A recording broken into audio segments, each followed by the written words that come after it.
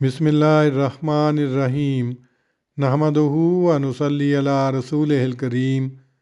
صحیح البخاری کتاب مواقیت الصلاۃ باب 23 ما یکرہ من النوم قبل العشاء، یعنی عشاء سے پہلے سونا جو ناپسند کیا جاتا ہے۔ حدیث نمبر 568۔ ابو منہال نے ابو برزہ سے روایت کی کہ رسول اللہ صلی اللہ علیہ وسلم عشاء کی نماز سے پہلے سونا اور اس کے بعد بات کرنا ناپسند فرماتے تھے۔ اگلا باب 24 ہے النوم قبل العشاء لمن غلبا، یعنی جس پر نیند غالب آ جائے اس کے لیے عشاء سے پہلے سونا۔ حدیث نمبر 569۔ حضرت عائشہ رضی اللہ عنہا سے روایت ہے، کہتی تھیں رسول اللہ صلی اللہ علیہ وسلم نے عشاء کی نماز میں اتنی دیر کر دی کہ حضرت عمر نے آپ کو آواز دی، نماز پڑھیے، عورتیں اور بچے سو گئے۔ آپ باہر تشریف لائے اور فرمایا زمین کے باشندوں میں سے تمہارے سوا کوئی بھی اس کے انتظار میں نہیں۔ عروہ کہتے تھے اس زمانے میں صرف مدینے میں ہی نماز پڑھی جاتی تھی اور لوگ شفق غائب ہونے سے لے کر رات کی پہلی تہائی تک جو وقت ہے اس میں نماز عشاء پڑھا کرتے تھے۔ اسی باب کی اگلی حدیث 570 ہے۔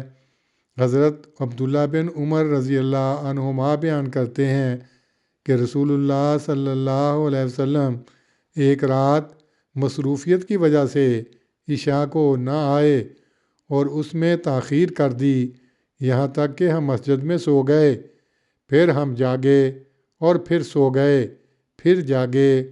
اس کے بعد نبی صلی اللہ علیہ وسلم ہمارے پاس باہر تشریف لائے اور فرمایا زمین کے باشندوں میں سے کوئی بھی نہیں ہے جو تمہارے سوا نماز کے انتظار میں ہو، اور حضرت ابن عمر پرواہ نہیں کرتے تھے کہ اس کو پہلے پڑھیں یا پیچھے۔ اگر انہیں خوف نہ ہوتا کہ نیند ان پر اس قدر غالبہ ہو جائے گی کہ عشاء کا وقت جاتا رہے گا، اور کبھی وہ عشاء سے پہلے سو جاتے تھے۔ اسی باب کی اگلی حدیث 571 ہے۔ حضرت ابن عباس رضی اللہ عنہما کہتے تھے کہ رسول اللہ صلی اللہ علیہ وسلم نے ایک رات عشاء میں اتنی دیر کر دی کہ لوگ سو گئے اور جاگے اور سو گئے اور جاگے۔ تب حضرت عمر بن خطاب اٹھے اور کہا نماز پڑھائیں۔ عطا کہتے تھے کہ حضرت ابن عباس نے کہا تب نبی صلی اللہ علیہ وسلم باہر تشریف لائے، گویا میں آپ کو اب بھی دیکھ رہا ہوں، آپ کے سر سے پانی ٹپک رہا تھا، آپ نے اپنا ہاتھ اپنے سر پر رکھا ہوا تھا، اور آپ نے فرمایا کہ اگر یہ نہ ہوتا کہ میں اپنی امت کو مشقت میں ڈال دوں گا تو میں ضرور ان کو حکم دیتا کہ وہ اس کو ایسے ہی وقت میں پڑھا کریں۔ تشریح: عشاء سے پہلے سونے کی اجازت صرف اس شخص کے لیے ہے لمن غلبہ جو نیند سے مغلوب ہو جائے۔ دو واقعات جو باب نمبر 24 میں پیش کیے گئے ہیں ان سے ظاہر ہے کہ بوجہ دیر ہو جانے کے صحابہ نیند سے بے قرار تھے۔ بار بار سونے اور جاگنے کے یہی معنی ہیں کہ وہ نیند سے کشمکش کر رہے تھے۔ یہ حالت استثنائی ہے۔ عنوان باب کے تحت حضرت ابن عمر کے پرواہ نہ کرنے کا ذکر کرنے سے یہی سمجھانا مراد ہے کہ وہ بھی نیند کے غلبے کی وجہ سے سونے کے لیے مجبور ہو جاتے تھے۔ ایسی حالت میں سونے کا ہی حکم ہے، بشرطے کہ اس امر کی احتیاط کی جائے کہ وقت نہ نکل جائے۔ روایت نمبر 571 میں حضرت ابن عباس کے قول کا ایک حوالہ دیا گیا ہے۔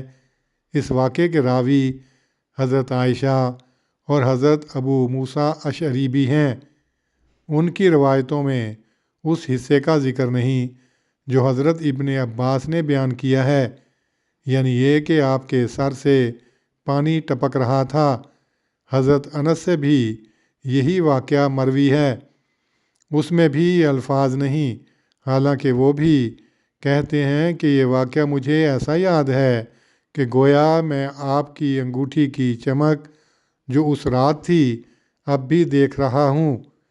اس تاخیر کا سبب باب نمبر 22 کے ذیل میں روایت نمبر 567 کے الفاظ وَلَهُ بَعْضُ الشُّغَلِ کی تشریح میں بتایا جا چکا ہے۔ کَأَنِّی انظُرُ إِلَيْهِ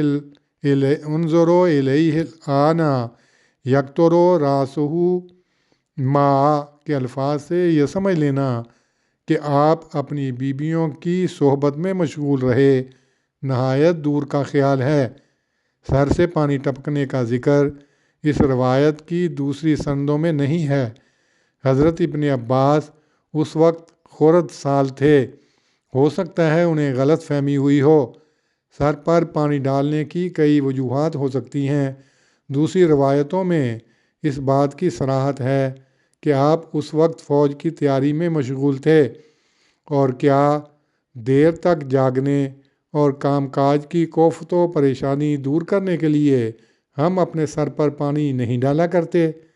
حضرت محمد رسول اللہ صلی اللہ علیہ وسلم کی مقدس ذات تو الگ رہی، ہم انصافاً اپنے نفس پر ہی قیاس کریں کہ پاس ہی مسجد میں مرد، عورتیں اور بچے نماز کی انتظار میں اونگ رہے ہوں، تو کیا یہ ممکن ہے کہ ہم میں سے کوئی اپنی بیویوں میں بیٹھا رہے یہاں تک کہ آدھی رات ہو جائے اور اسے ان عورتوں اور بچوں کا خیال تک نہ آئے، خصوصاً جب کہ ایسا شخص ایک بہت بڑی ذمہ داری کا بوجھ اٹھائے ہوئے ہو اور مصروفیت جنگی نوعیت کی ہو؟